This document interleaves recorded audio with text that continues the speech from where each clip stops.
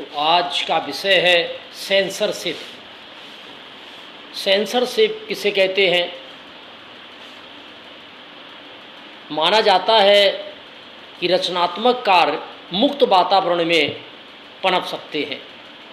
जन माध्यमों में किया गया कार्य भी रचनात्मक होता है, इसलिए जन माध्यमों के संदर्भ में मुक्त वातावरण और स्वतंत्रता की आवश्यकता होती है। केवल अमेरिका में ही जन माध्यमों की स्वतंत्रता संवैधानिक रूप से प्राप्त है। भारत में संवैधानिक रूप से सभी नागरिकों को वाक व अभिव्यक्ति का अधिकार उपलब्ध है। इस अधिकार की न्यायिक व्याख्या इसे अप्रत्यक्ष रूप में जन माध्यमों हेतु अभिव्यक्ति का अधिकार उपलब्ध कराया जाता है।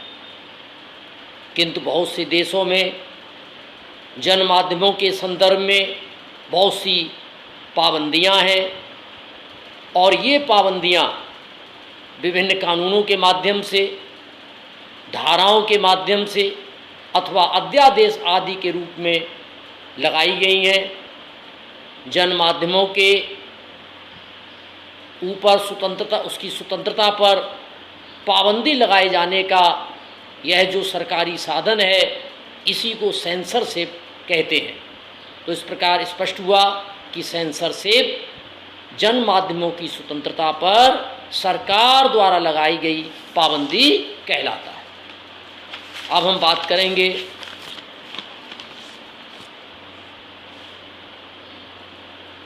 कि सेंसरशिप का उद्देश्य क्या है।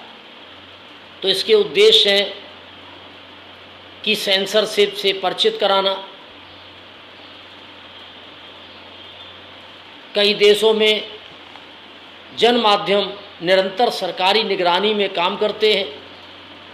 देशों में पाबंदी प्रताड़नाएँ आम बात है, किंतु अधिकतर देशों में सेंसरशिप एक आम प्रचलन बन गया है। युद्ध या अन्य आपातकालीन स्थितियों में लगभग सभी देशों में सेंसरशिप लागू कर दिया जाता है। कुछ देशों में तो हर समय सेंसरशिप लागू होती है। तो इस प्रकार आपने जाना कि सेंसरशिप किसे कहते हैं। सेंसरशिप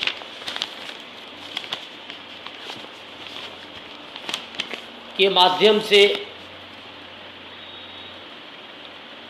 सरकारें, सूचना व प्रसारण मंत्रालय इसका कार्य करती हैं। शासकीय गोपनीय सूचनाएं, संवेदनशील न्यायिक बौद्धिक संपदा संबंधी सूचनाएं, व्यावसायिक गोपनीय सूचनाएं आदि संवेदनशील सूचनाओं पर पाबंदी एक लाजमी बात है। इस प्रकार की सूचनाओं पर पाबंदी को सेंसरशिप नहीं माना गया, किंतु अकारण स्वार्थ निहित तरीके से यदि कोई सरकार उपरोक्त श्रेणी की सूचनाओं के अलावा बाकी सूचनाओं को लोक लोचन में आने से रोके तो उसे सेंसरशिप कहा जाता है। इस प्रकार की पाबंदियां राजनीतिक हो सकती हैं अथवा अन्य भ्रष्टाचारों के बारे में खुलासा होने से बचने के लिए या नाजायज़ तरीके से सत्ता हासिल करने व बरकरार करने से संबंधित हो सकती है। सेंसरशिप प्रायः तानाशाहों, एक छत्रवादी सरकारों के द्वारा लगाई जाती है। कभी कभी सत्ता बरकरार रखने के लिए भी प्रजातांत्रिक तरीके से चुनी गई सरकारें भी सेंसरशिप लागू कर देती हैं। युद्ध, गृह युद्ध, आंतरिक अशांति तथा आर्थिक विघटन आदि आपातकालीन स्थितियों की सामान्य स्थिति बनाए रखने हेतु सरकारें सेंसरशिप का सहारा लेती हैं। वेबस्टर शब्दकोश के अनुसार किसी भी चीज़ का दमन करना, उन्मूलन करने के लिए, रोकने के लिए उस चीज़ का पूर्ण निरीक्षण करना ही सेंसरशिप कहलाता है। सेंसरशिप 5 प्रकार की होती हैं। पहली नैतिक या मोरल सेंसरशिप, दूसरी मिलिट्री सेंसरशिप, तीसरी राजनीतिक सेंसरशिप, चौथी धार्मिक सेंसरशिप और पांचवी निगमित या कारपोरेट सेंसरशिप। तो निहित तर्क और प्रतिबंधित सूचनाओं के आधार पर सेंसरशिप को कितने भागों में बांटा गया? 5 भागों में बांटा गया है। नैतिक या मोरल सेंसरशिप, दूसरा बताया हमने मिलिट्री सेंसरशिप, तीसरा राजनीतिक सेंसरशिप, फोर्थ है धार्मिक सेंसरशिप और पांचवा है निगमित या कारपोरेट सेंसरशिप। अब बात उठती है नैतिक या मोरल सेंसरशिप।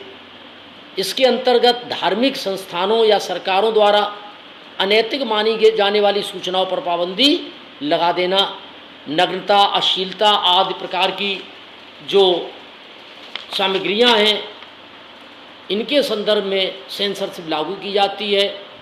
मिलिट्री सेंसरशिप, सुरक्षा बलों संबंधित गोपनीय सूचनाओं को गलत हाथों में पहुंचने से रोकने हेतु इस प्रकार की सेंसरशिप लगाई जाती है।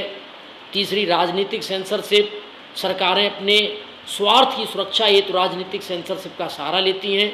विशेषकर सरकार अपने खिलाफ जनमत बनने या विरोध आदि की स्थिति को रोकने के लिए इस प्रकार की पाबंदी लगाती है।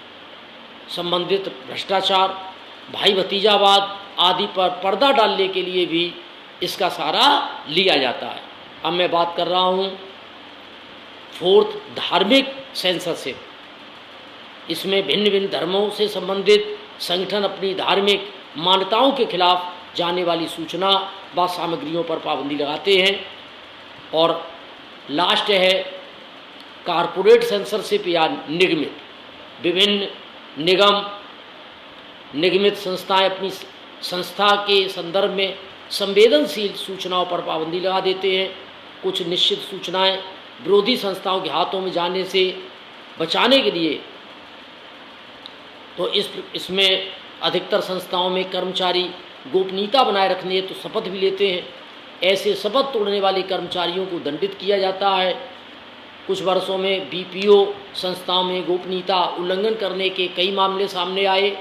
तो निगमित सेंसरशिप के तहत संस्था की रणनीति, कार्यप्रणाली, निर्माण पद्धति आदि के संदर्भ में सूचना विरोधियों के पास पहुंचने पर संस्था को नकारात्मक परिणाम भुगतना पड़ता है। तो इस प्रकार हमने देखा कि 5 प्रकार की इस सेंसरशिप के अलावा कई देशों में पाठ्य पुस्तकों को भी सेंसरशिप में लिया गया। इस संदर्भ में शर्मनाक ऐतिहासिक घटनाएं, निश्चित व्यक्ति विशेष द्वारा की गई ज्यादतियाँ आदि को पाठ्य पुस्तक में शामिल नहीं किया जाता। तो इस प्रकार हमने देखा कि भारत में सेंसरशिप की बात करें तो अश्लीलता, धार्मिक अवमानना और राष्ट्रीय सुरक्षा, ये 3 संबंधित प्रचलन हैं। धन्यवाद।